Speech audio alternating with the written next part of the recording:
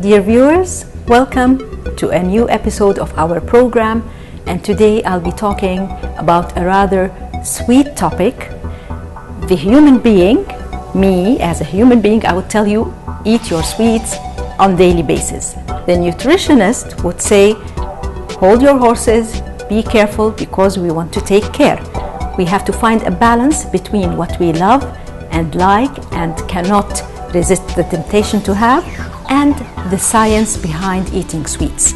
Of course, sweets are carbohydrates, and we know that carbohydrates are important. We need them for the energy. So definitely carbohydrates are the choice.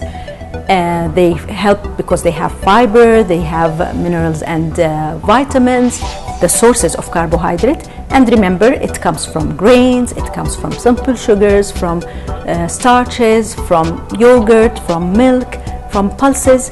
But sweets are also, of course, carbohydrate because of the simple sugar they have.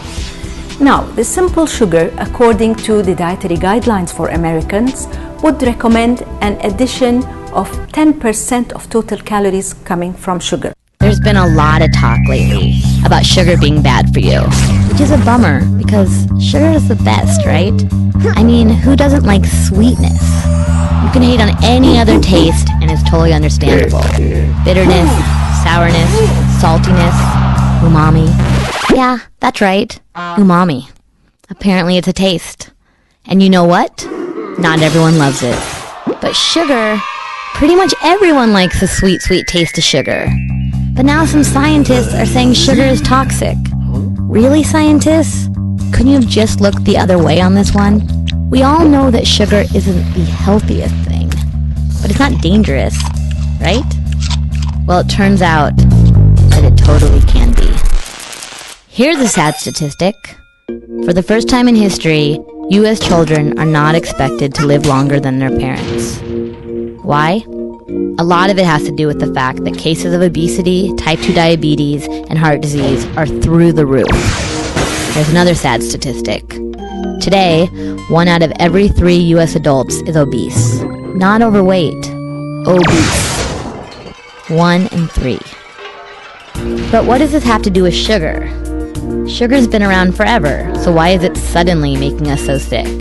What changed? What changed is we dramatically increased the amount of fructose we consume. Fructose is the sweet stuff that's in sugar, and high fructose corn syrup, sugar's newer and cheaper twin. Fructose can do damage to your body in ways we are just beginning to understand.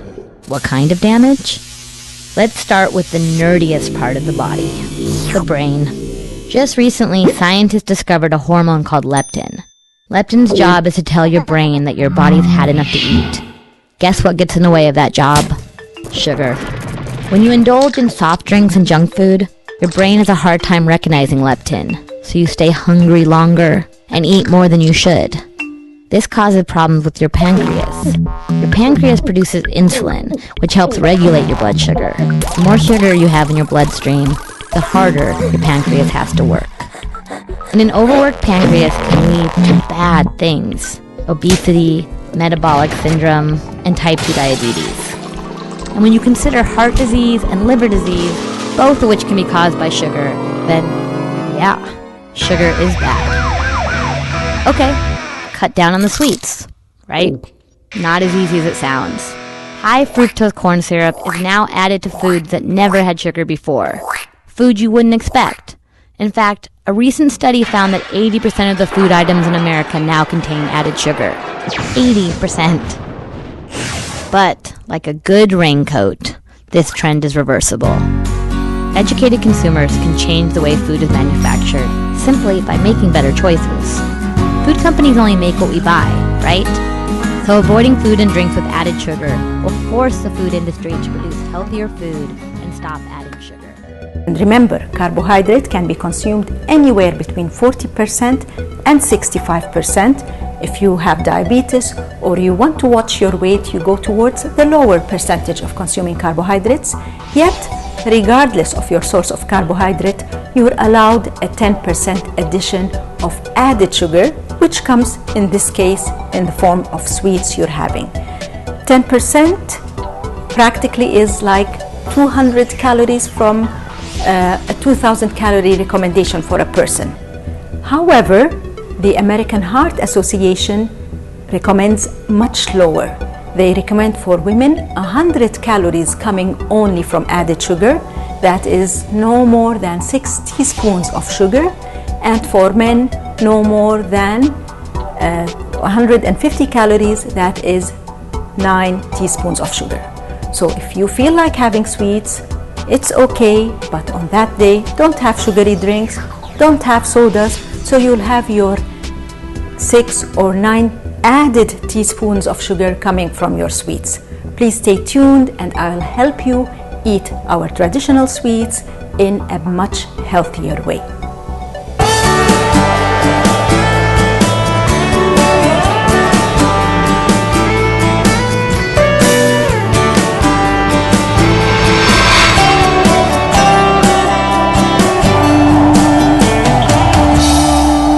Feel like eating atayef?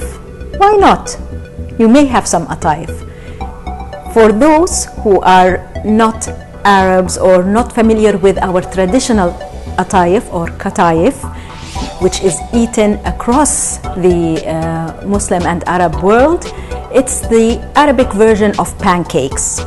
So it's usually made of a dough, and when you put it on the griddle with a ladle, you just heat it or you just cook it from one side, unlike the traditional pancakes, so you don't flip it. Once the bubbles are there, you remove it, and then it's ready to be stuffed with either walnuts or unsalted cheese or desalted cheese or cream. Then you deep fry it in oil. Then you soak it with sugar syrup. Some people use other kinds of syrup, but the common way is sugar syrup. Oh, are we going to really eat it or not? It seems to be really loaded with calories. 170 gram atayef has around 150 calories, and no one eats only one, so it's 2, 3 or 4. So you're jumping up to 300 or maybe 600 calories coming only from atayef. So what can you do about it? Because you still can have it. One way is to bake it instead of deep frying it, and that's a very good way. Actually, it has been tried in many homes. We try it here with our Chef George in Dasman Diabetes Institute in our kitchen, experimental kitchen, and it tastes as good. So that's one way of cutting back on calories. The other way would be making smaller portions if you prepare it at home. If you buy it purchased, you don't have a lot of options, but if you prepare it at home, instead of putting a full ladle of the dough over the griddle, you can have half the ladle or use a tablespoon where the diameter is smaller. Then that allows you to eat 2 or 3 with smaller dimensions. That means less calories. The third way of dealing with it is to prepare the syrup with non-caloric sugar. So that will help a lot. It's still heat stable, it still tastes good, and at the same time you're cutting back a lot on the added sugar and on the calories from atayef. You may enjoy it that way and still make sure that you are not breaking the tradition and able to eat atayef. Please stay tuned for a second kind of dessert that is very, very common in the Middle East.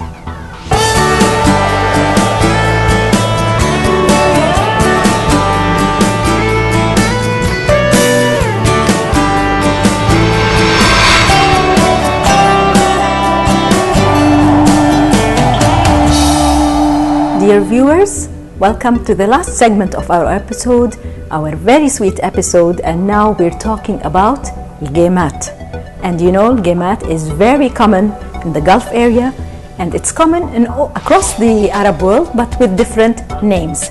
In Lebanon, Syria, Palestine, they call it awame or awamat. In Egypt, they call it lu'mat al-adi. So it has different names, but we're referring to the same thing. These are the sweet, crunchy dumplings. They are really, really tasty, and they just ooze with happiness once you crunch it and all the sugar syrup oozes out. So I advise you to eat al-qaimat. We cannot do much about it as much as we did with atayef, but at the same time you can also control the damage that may happen because of the high caloric content in الجيمات. Now الجيمات again are made of a dough that you keep to rest to double in size, and then you remove in a small teaspoon, add it in hot oil, it forms a circle or a bowl, a sphere, you turn it around, it has this golden red color, then you dip it in room temperature syrup. So the frying bit we cannot get over. You cannot prepare it without frying it. You can control the amount you're eating, and you can control the sugar syrup you're preparing. So you can use either natural non-caloric sweeteners like stevia or synthetic non-caloric sweeteners like Splenda or other brands that are not rich in calories. So you'll be having the calories from fat but reducing the calories from sugar. One classic traditional الجيمات, one bit of them contains around 46 calories. So if you eat about 6, you're having between 270 and 300 calories. If you are on a 1500 calorie, that may pass, if not on daily basis, because you need to have the variety. You need to have the sugar from fruits. You need to have it from different options, not always from الجيمات. But if you use artificial sweeteners to do the syrup, then you're cutting back on the amount of calories and you're having less, which will allow you either to have the 6, which I recommend, but with less calories, or maybe you can prepare them in a smaller format. There is another twist for الجيمات in Kuwait that I have tasted, where these crunchy dumplings are injected with cream as well. This I wouldn't advise you to do, to overindulge in, because not only you're increasing the calories, but the cream is usually rich with saturated fatty acids that may harm your heart and may increase the cholesterol content in your blood. So I would prefer that if you're choosing الجيمات, use the classical ones with the artificial sweetener, and they can be daily there on your table if you're not eating any other sweets. So the final recommendation would be change the preparation a little bit, reduce the frequency where you'll allow yourself to have different sweets, and my final one would be, even if you feel eating like this, these sweets the first week, don't resist the craving. Perhaps the 3 other weeks you can reduce the frequency and add in more fruits and vegetables. The fruits would give you the sweet sugar taste you want. It will give you the energy without the constipation and other side effects that come from only eating sweets which are not rich in fiber.